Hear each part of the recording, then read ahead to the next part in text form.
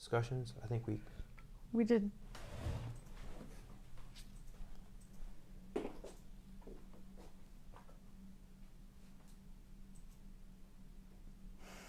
Don't hit the macro.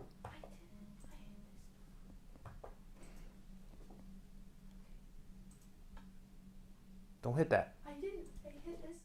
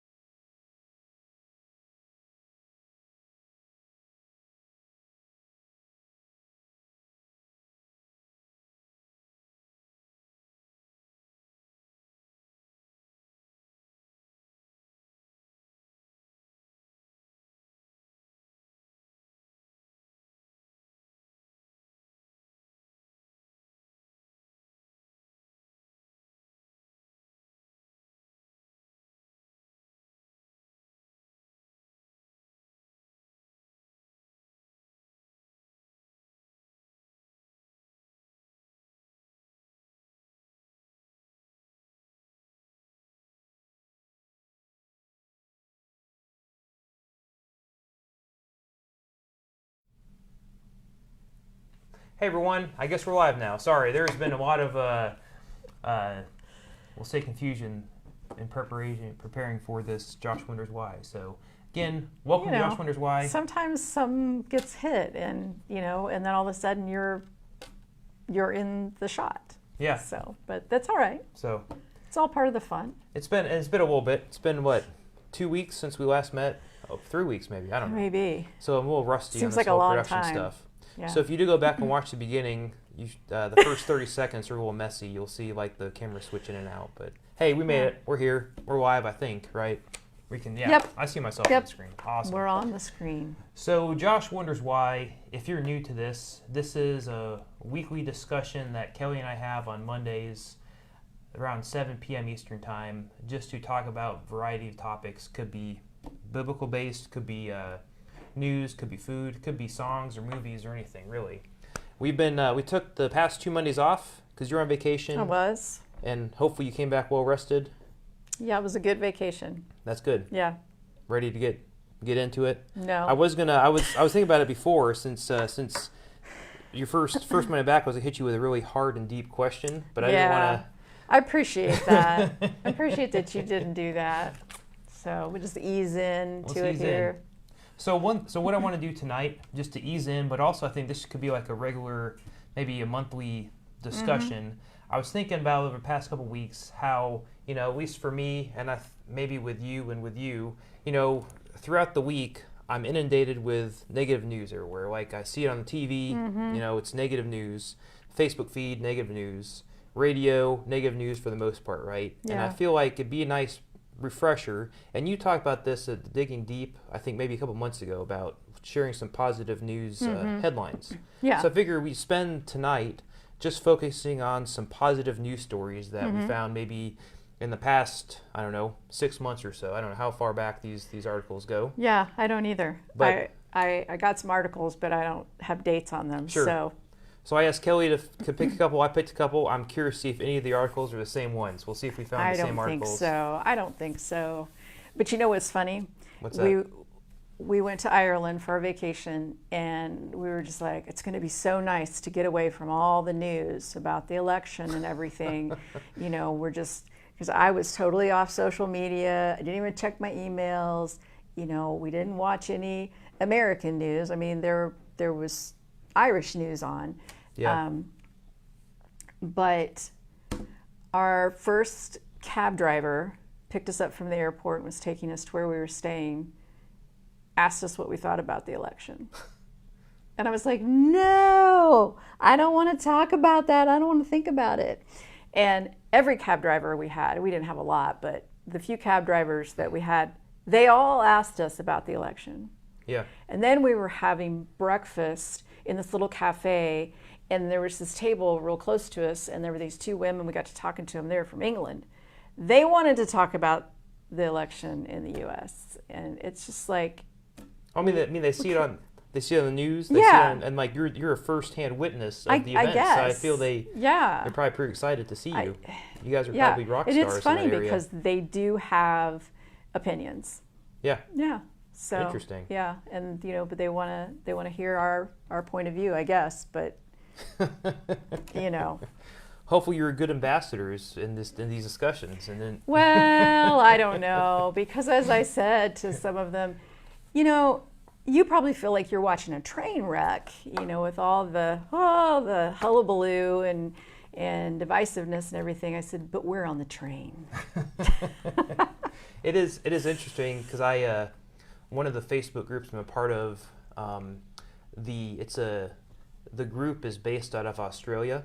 So, but it's sort of, I think it's made of, so the group that runs it, the admins are all Australian. It's mostly Australian, but I think I'd say maybe 40% of the members are from America. So it's interesting because we compare war stories. Because Australia is not a perfect country either. There's corruption going on in the government there. So it's just interesting because they share their stuff, but then they also share maybe their their views on what it's like in America. We set them straight, say no, this isn't the same. This isn't what you see in the news, right? But interesting. It was. So let's take a break from that. Talk about some positive news. Yes. And if you're joining us, if you have any positive news stories that you have read in the past week that you think would be worth sharing, post a link on the comments, and we'd love to read through them as well. Let's just blow up the news feed with positive news. So. I feel like I'm on SNL News. We should have, I should have prepared us, had the little screen pop up between us, but maybe next time I can spread out. So I'll let you go first. Oh, okay. Give me the honors of having the first article. Okay, so I found this article about dogs because who doesn't like a good story about dogs, right? Yeah. So there are these two black Labrador retrievers named Eric and Florence, and they belong to a family, and the owner, Chris, is a head verger of his church, historic English abbey, Tewkesbury Abbey. Okay. In I can't say it. I have the same article. Are you kidding? You do not. It's right here, yes. Do you serious? No, but you go for it. Because it's so recent, I guess. Is. But okay. I want you to try to pronounce the town. No, I'm joking. I'm not good at that. But anyway, a verger is someone who's responsible for doing all the behind-the-scenes work, setting up the chairs, getting ready for the services, cleaning, all that. So when his wife and daughter went away for an extended period of time, he was left with the two dogs and didn't know what to do, didn't want to leave them home all day by themselves, so he got permission to bring them to work with him. And now they have jobs there.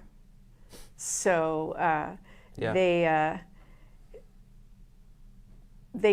follow him around, and if people come in to visit the Abbey, a lot of people want to interact with the dogs. He says they're like therapy dogs now, with people that are there, and during services they just lay down on their mats in the aisle and just hang out. And I just thought it was a cool story. And he said, Labradors are bred for a job, and they want to be with you and please you. As long as you give clear direction, they know their purpose, which is true. And all those kind of working dogs, they want a purpose. Otherwise, that's how some dogs get labeled as bad dogs, because they want something to do. They want to please you, but if you don't give them anything, then they're just going to get mischievous. But he said, I can tell when I bring them to work and they hop out of the car and I put their lanyards on that they know what they're doing and their tails are wagging away.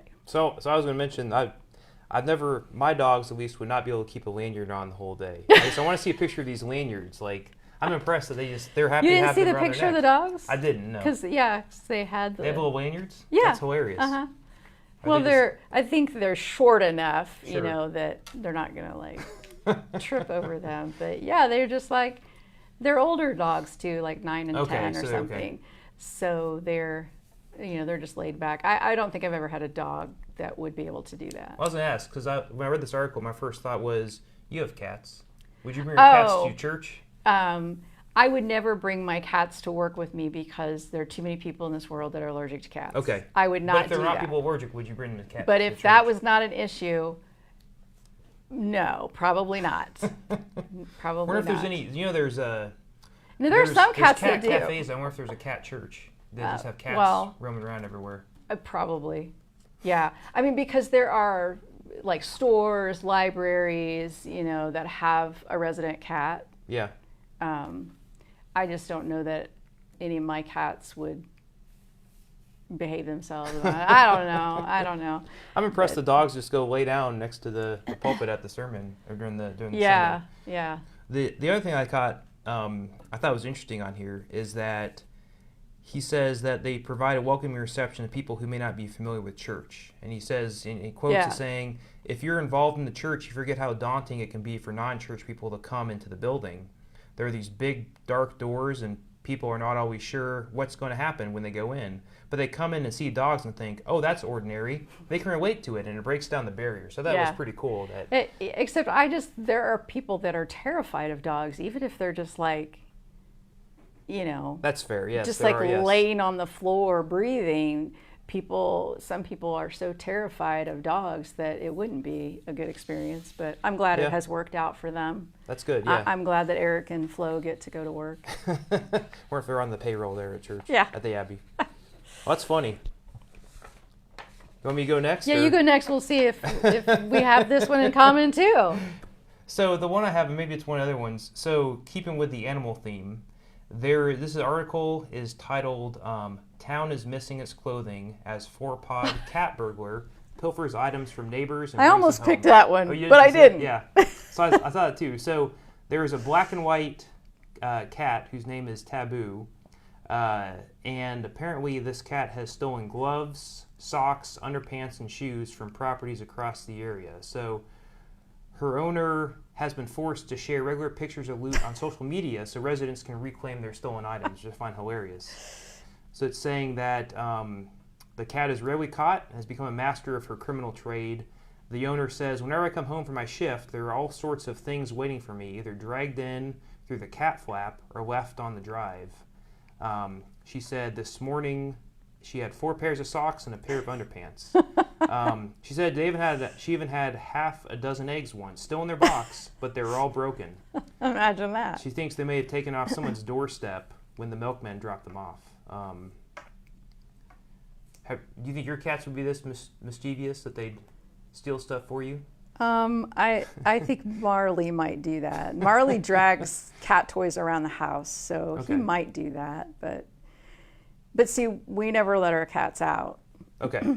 Well, they say also that if she brings a sock, she'll always go back and get the matching one, so there's a pair. I found that hilarious. The cat will know that. It says she lets her owner know when she's pulled off a successful heist by emitting a signature howl. And the owner says whenever she gets something, she sits outside and makes this high-pitched whining noise to let me know. I've tried talking to her about it, but she doesn't change her ways. Underwear, shoes, socks, she just keeps bringing them. So I found that was hilarious. That the cat that would go it's a good one. pilfer stuff. Because usually we had a neighbor growing up that the cat would just leave like dead little critters on the doorstep, right? Yeah. So then every time they open the front door, they left a present for us, right? This cat doesn't do that. It goes off with clothes. When I was growing up and we lived on a farm, we had a cat that would do that, just leave dead animals. And, I didn't know it then, but that's like a high compliment, actually. Oh, really? Yeah. Okay. Yeah. And do you want to hear a funny story? This isn't in the news, but it goes along with that. What's that? We had a neighbor, and he had a big cat, and the cat was outdoors, and the cat was a rabbit killer. And you would find a dead rabbit, but his MO was you couldn't find the head.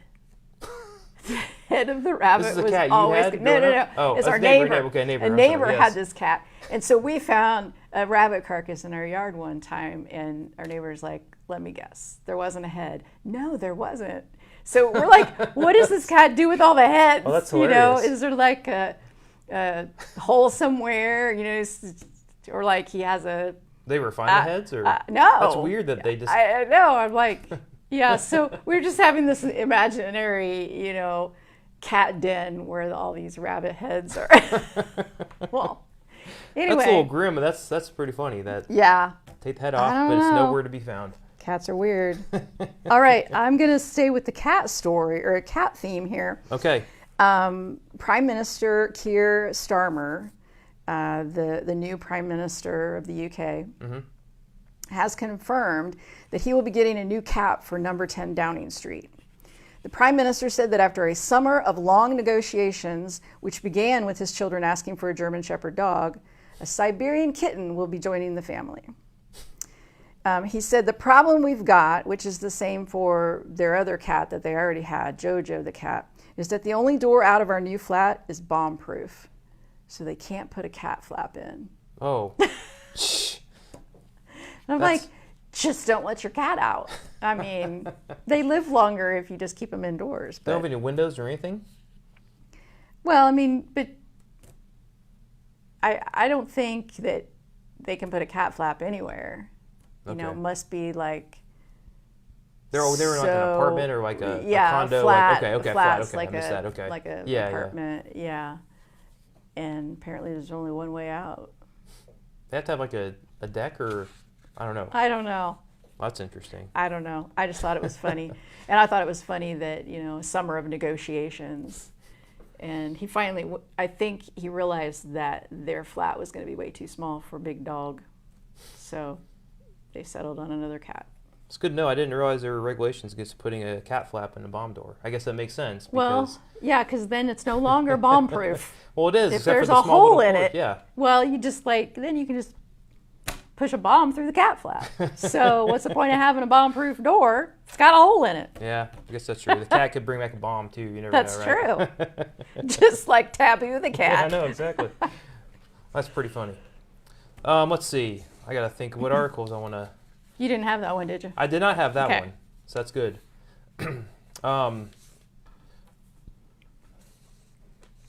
So let's say here. This is more heartwarming. I'll say, not worm anyway. The article is called "94-Year-Old Woman Moved to Tears by Man's Act of Kindness on Flight."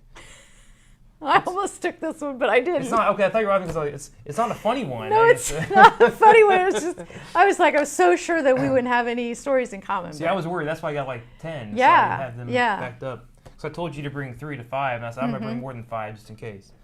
But so so they're saying, I don't know where this was. A flight to Washington. This was in the U.S. As the flight was boarding, there was a 94-year-old woman that was struggling to find her seat. She appeared confused and had difficulty navigating their aisle.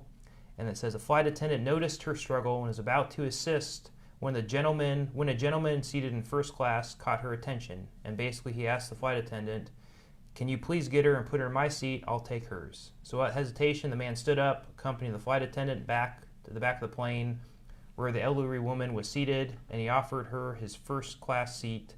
She was overcome with emotion, and she said, "Never in my 94 years has someone done that for me." I was thinking about that. That's pretty significant. 94 years and not experiencing an act of kindness like that. Mm-hmm. And apparently that simple gesture did have a ripple effect on the entire flight. The flight attendant described how the mood on the plane shifted as passengers witnessed the man's thoughtful act. And the flight attendant said, "It's amazing how his thoughtful act changed the attitude of everyone on the flight. May we all look for little things we can do to help others around us and show Christ-like acts of kindness. In this crazy world, let's all try to be the good." So I just found that interesting. Because to that man, it's probably insignificant. Like, he probably runs... Although, did you see a picture of the two of them? Yes, I did. Because she's a very tiny lady, and he was kind of a large guy. He's pretty hefty, yes. Yeah, so yes. it's like to give up your first class seat to sit in point. economy. Yeah. Hope it wasn't a long flight. Because I don't know. I don't know where it's coming from. Those economy seats are a little small. I just find it crazy that, in my 94 years, has someone never has someone done something like that for me. It's like, man, you have 94 years. Yeah. But I found that was a very positive. Yeah. All right. Let's see what you have. Let's see if it's... A TV news helicopter crew spotted a boy who had been reported missing, but was actually... I guess he didn't want to go to school. It was like the first day of school and he didn't want to go to school. So he was actually up on the roof of his New York City building playing hooky. So 9-year-old boy left his Brooklyn apartment around 7 a.m. Thursday, but did not show up at school. The boy's parents called police, who put out a description of the missing child, including the orange tie he was wearing. CBS station sent a helicopter to the scene, and reporter Dan Rice spotted the boy on the rooftop of his family's building. He was just sitting up on the roof in a chair. And the neighbor said he'd been on the roof drinking coffee and seen the child playing with his iPad, but hadn't thought anything about it. Because like the New York City public school students, their first day was September 5th. But he was in this private school, so he started August 12th. So apparently he just packed up his computer and his book bag and went off with the police officers. And that was the end of that. But can you imagine, I mean, the horror of, the school calling it your child didn't show up at school. Yeah. In New York. Especially, that's in that city. And although that's no scarier than any other city or town when your child is missing. Yeah. But yeah, and the kid's just up on the roof playing on his iPad because he didn't want to go to school. So wait, you said the helicopter spotted him on the roof? Mm-hmm. Was the helicopter issued by the school or just the helicopter? No, it was the TV station. Oh, the TV station was just up not looking for the kid, just up there doing. No, I think they sent a helicopter to the area. I don't know what they expected to find. I don't know. It just says that the CBS station sent a helicopter to the scene, and reporter Dan Rice spotted the boy on the rooftop of his family's building. And it says, we zoomed in with the camera. It appeared to be the child that fit the description of the missing child. So the station employees called the police, and then the police came. That's pretty funny. Yeah, I don't know if they were just like out, like maybe we can spot him. So that's interesting. Yeah. Make his way to the roof. That's where he hid. Don't do that, kids. Yeah, don't try that. It'll make your parents grow older faster.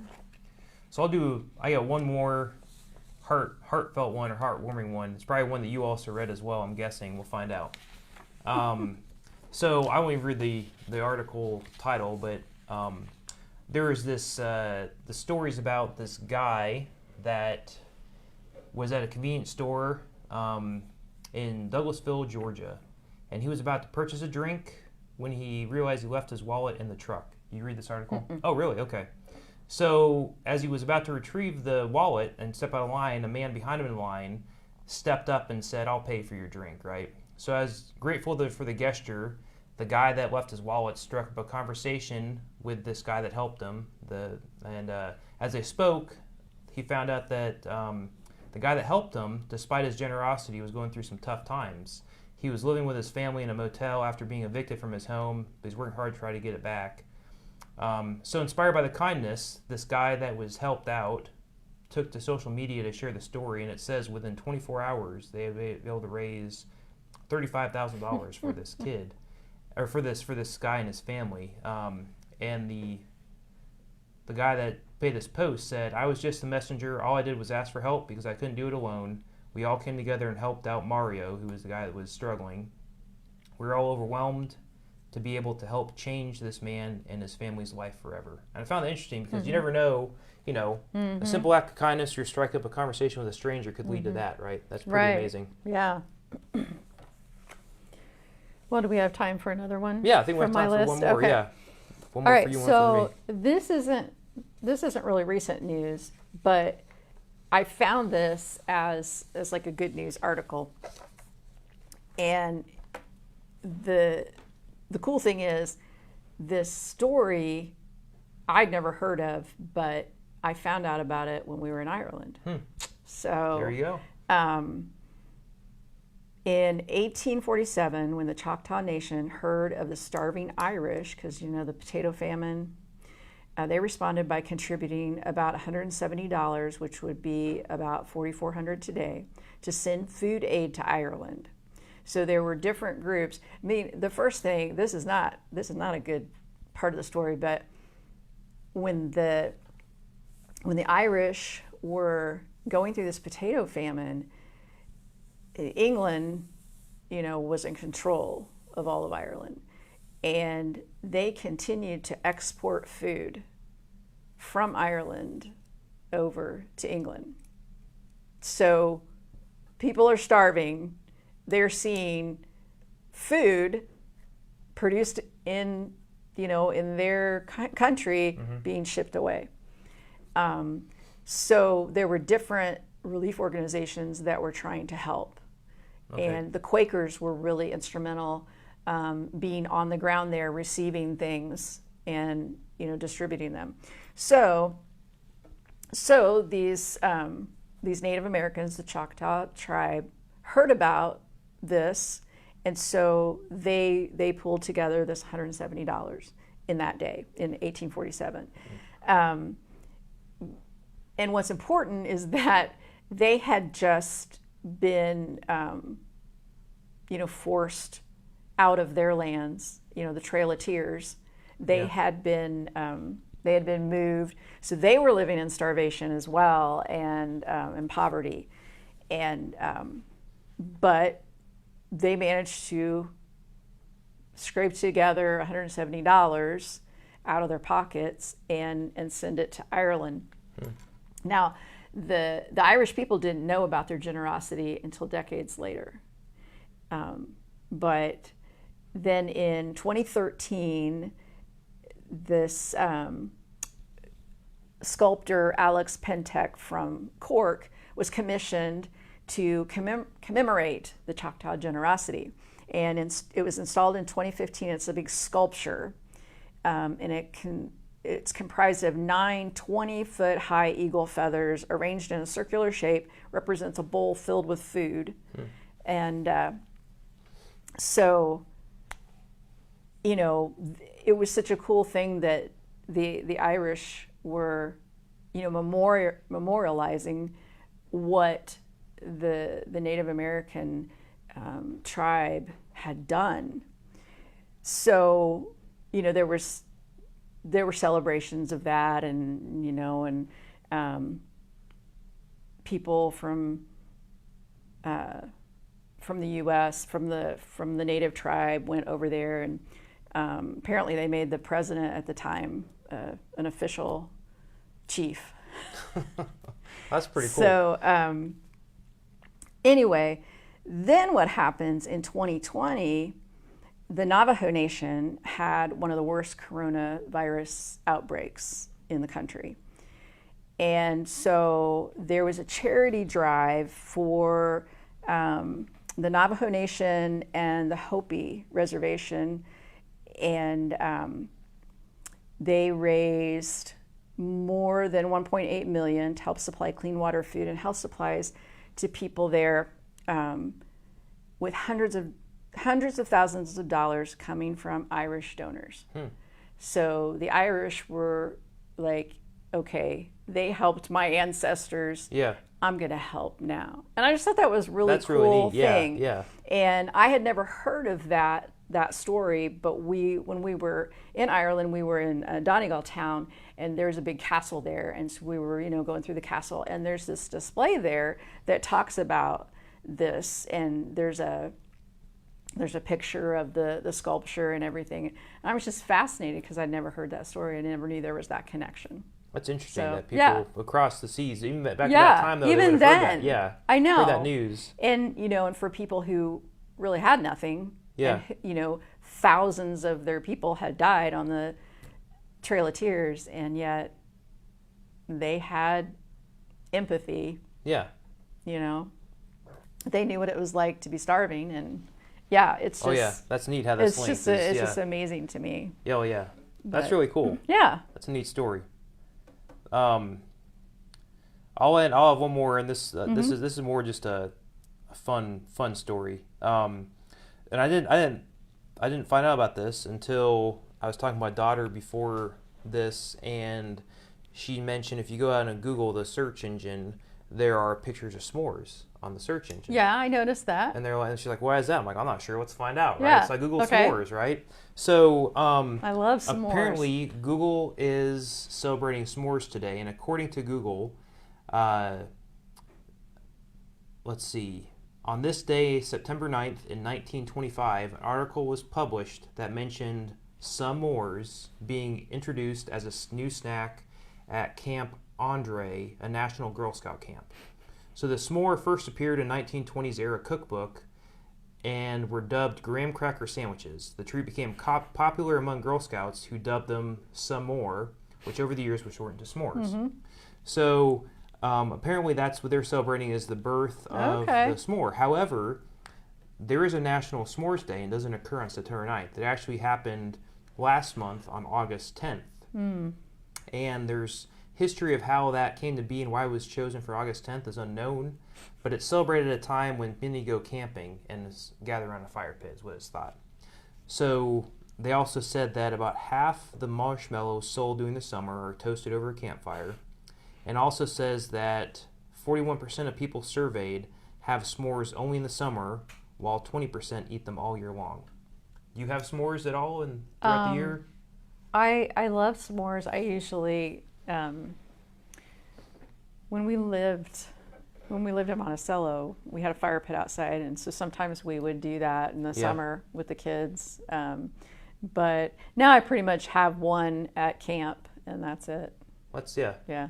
Have one a year. Yeah, pretty We much. had my eyes were open. We were with some other family. They had a fire pit making s'mores years ago, and they had Hershey's chocolate, but they also had a variety of other candy bars. Yeah. You could put. I never thought about that. My mind was blown, so I was just used to Hershey's, right? But you put Snickers on top. You can put Reese's on top. Like, wow, that's amazing. I have a friend that does that. When she has a lot of people over and they have a fire, and lots of different kinds of candy bars. But I guess I was thinking putting s'mores I don't know. in a box. I'm thinking the Reese's cup would be really good. Yeah, that's what I was thinking as well. Put that on top. That'd be amazing. Yeah. Peanut butter and chocolate and marshmallow. I love that flavor combination though, and like Dairy Queen. I don't know if they still have the s'mores Blizzard.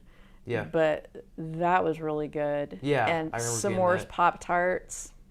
Those are really good. I got a s'mores cereal. So it's like it's like Golden Grams, but instead of that, it has little marshmallows as well as chocolate puffs in there. So it's pretty amazing with milk. It's probably not healthy for me, but it's delicious. Yeah.